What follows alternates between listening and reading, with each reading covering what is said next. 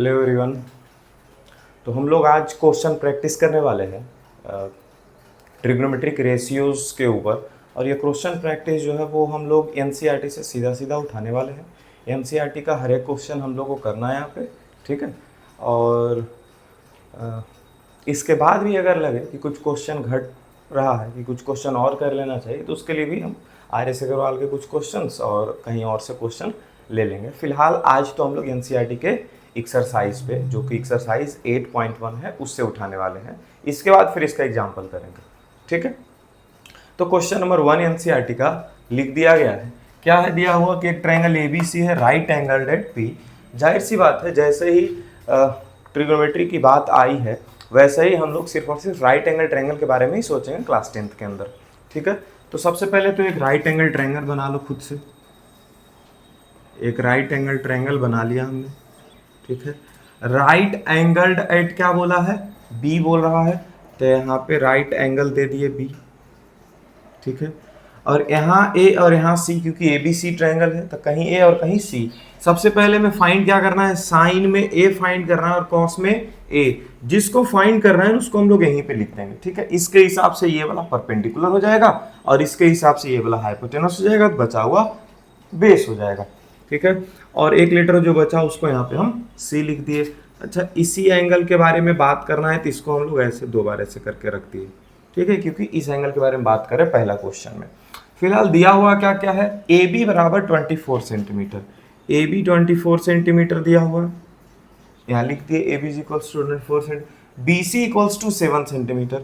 ये है B C और ये दिया हुआ है 7 सेंटीमीटर।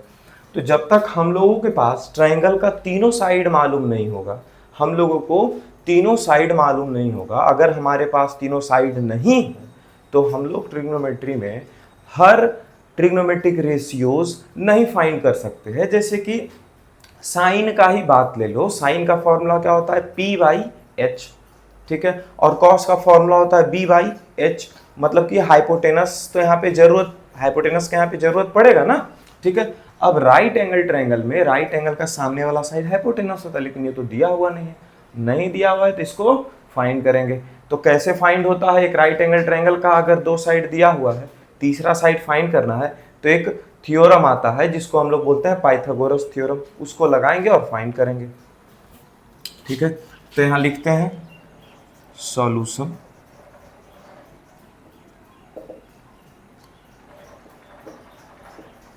इन ट्रायंगल एबीसी, या फिर इन राइट ट्रायंगल एबीसी। क्या लिखेंगे,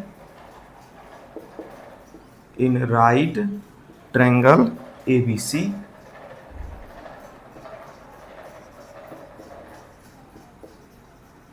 बाई पाइथागोरस थ्योरम। कौन सा थ्योरम लगा रहे हैं, पाइथागोरस थ्योरम। क्या होता है पाइथागोरस थ्योरम, हाइपोटेनस का स्क्वायर बराबर परपेंडिकुलर का स्क्वायर प्लस बेस का स्क्वायर, यही होता है। अब हाइपोटेनस हमारा कौन सा है, AC, इसी को ना हाइपोटेनस बोल रहे हैं, AC का स्क्वायर। परपेंडिकुलर हम लोग इसको बोल रहे हैं, ठीक है। तो P के जगह पे क्या लिखेंगे, BC। अभी P के जगह 7 नहीं लिख देना, पहले P के जगह BC लिखेंगे, प्लस B के जगह BA लिखेंगे और इसका स्क्वायर। अब वैल्यू पुटिंग करेंगे। BC का वैल्यू क्या है 7, 7 का स्क्वायर। BA का वैल्यू 24 है, यहाँ से उठा लो, नहीं तो BA का वैल्यू देखो यहाँ भी 24 है। BA या फिर AB एक ही चीज है यार।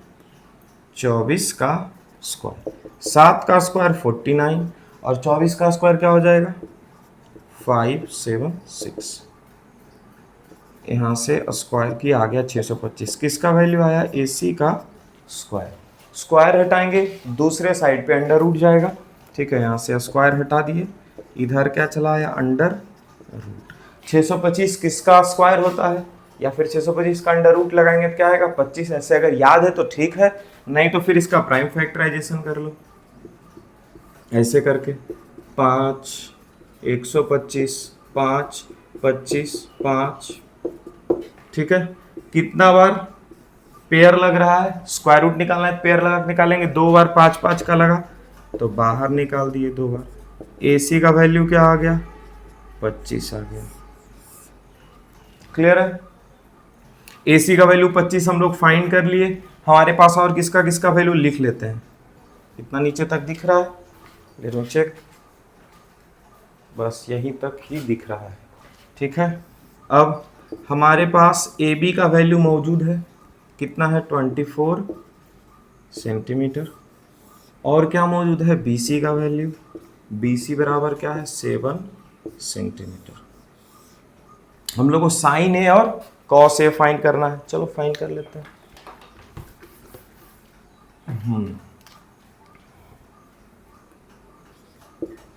यहां पर लिखते हैं साइन ए।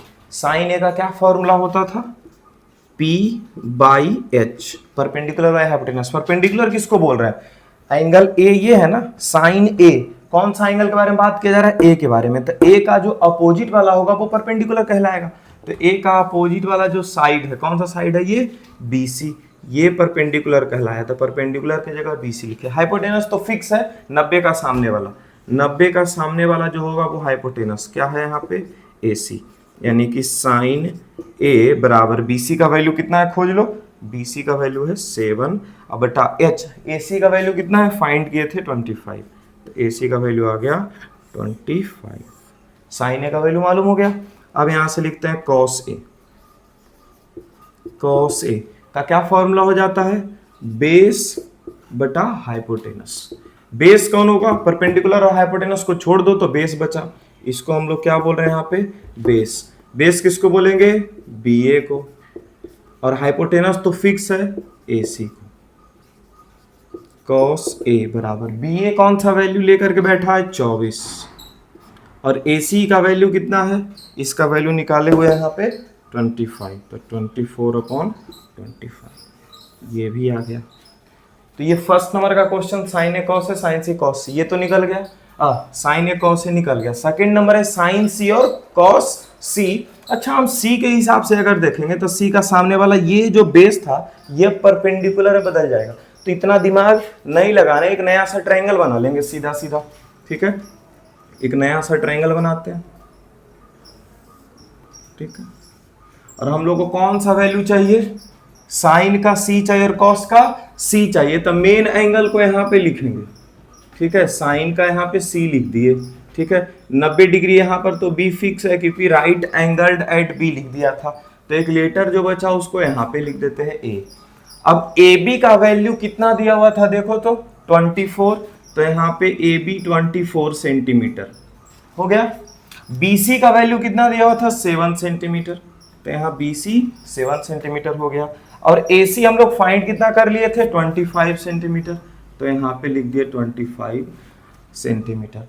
अब यहाँ पर भी पहचान करेंगे किसके हिसाब से, एंगल सी के हिसाब से कि कौन परपेंडिकुलर कौन बेस। 90 के हिसाब से तो हाइपोटेनस फिक्स है कि एंगल बी का सामने क्या है, ए सी है, तो यही हमारा क्या हो गया, हाइपोटेनस। जो एंगल होता है इसका सामने वाला जो साइड होता है, अपोजिट वाला जो साइड होता है, साइड कौन सा है, ए बी, ये हो जाता है अपना परपेंडिकुलर, और ये जो बचा उसको हम लोग बोल देते हैं बेस। क्लियर है। अब साइन सी का फॉर्मूला लिखते हैं यहाँ पे। साइन सी बराबर क्या हो जाएगा, परपेंडिकुलर बाई हाइपोटेनस, साइन का फॉर्मूला तो पी बाई एच ही होगा। अच्छा, अब इसके इस सी के हिसाब से पी कौन है, परपेंडिकुलर कौन है, परपेंडिकुलर है ए बी। परपेंडिकुलर कौन है, ए बी। यहाँ पर ए बी देखो तो इसमें लिखे हैं ए बी या बी ए, इसमें लिखा है कॉस ए में, है ना, कॉस ए का बेस था, यहाँ पर साइन सी का परपेंडिकुलर हो गया। हाइपोटेनस कौन है, 90 का सामने वाला जो साइड होता है वो हाइपोटेनस, मतलब ए सी।